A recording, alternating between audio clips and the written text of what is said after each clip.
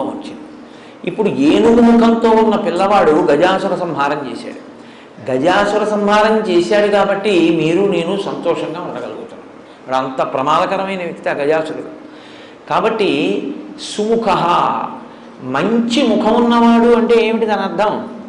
ఆయన ఆ ముఖాన్ని లోకం కోసం ఉంచుకుని గజాసుర సంహారం చేసి మిమ్మల్ని నన్ను రక్షించినటువంటి వాడు.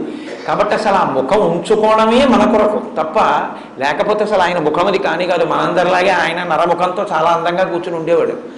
ఆయన ఏనుగు ముఖం పెట్టుకున్నాడు అంటే మన కోసం తన తల తీయించుకుని ఏనుగు తలకాయని పెట్టుకున్నవాడు.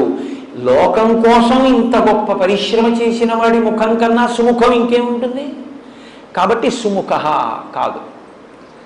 సుముఖ అన్న మాటకు అర్థం ఏమిటంటే అందంగా ఉన్న ముఖం సుముఖం కాదు. ఏ ముఖము